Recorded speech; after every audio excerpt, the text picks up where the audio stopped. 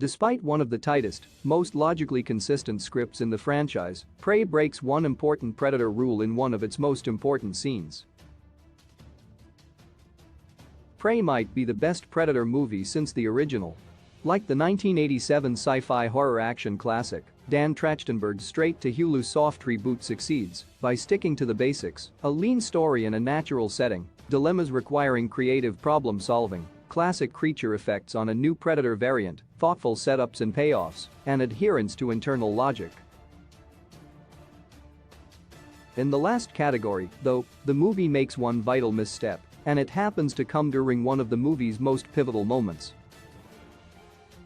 Set in the early 1700s, Prey pits the Predator variant against a teenage Comanche named Naru, Amber Midthunder, the other members of her village, a series of animals, and a band of French-Canadian fur trappers in the northern Great Plains of North America.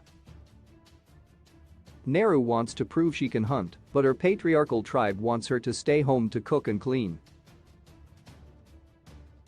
As the stakes ramp up, though, Naru's motivations turn more existential, and the encroaching dangers from the Predator, the trappers, and the wild begin to reveal her as a fully fleshed character with both strengths and weaknesses.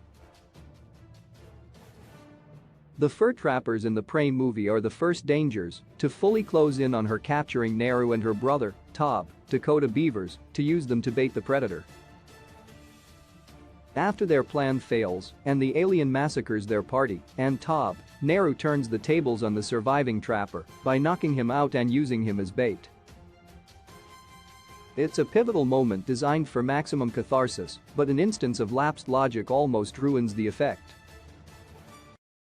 In the climactic scene between Naru and the lead fur trapper, Prey breaks one of its own established Predator rules by making Naru's heat-masked body invisible rather than just less visible. Prey's orange flower is established earlier in the movie to slow bleeding by lowering body temperature, which can camouflage the user from the Predator's heat-based vision system. It can also fool it into thinking the user is dead, as it did for one wounded trapper who, after Naru administered it for his bleeding, played dead by lying still and unknowingly had the low body temperature to match. In the Predator's POV shots, his body is blue instead of the usual red-orange, but it's nonetheless visible. Yet in Predator POVs, Naru's heat-masked body is completely invisible despite standing and moving right in front of the Predator. Why the Predator killed the fur trapper? After the Predator finds the lead trapper, whom Naru has set as bait by amputating his leg and giving him an unloaded gun, the Predator kills him without hesitation, which initially seems like another potential issue.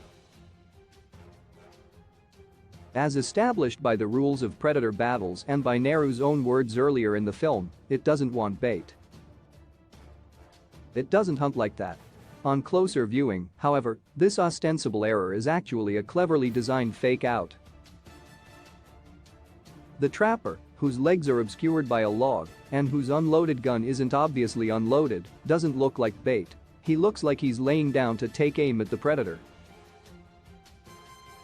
The subversion is just one of the Prey movie's many clever plot devices, which include callbacks to earlier Predator movies, bait and switches, and strong setups and payoffs. In light of all this thoughtfulness, its fumbling of the heat masking concept is all the more glaring, but it's also all the more forgivable.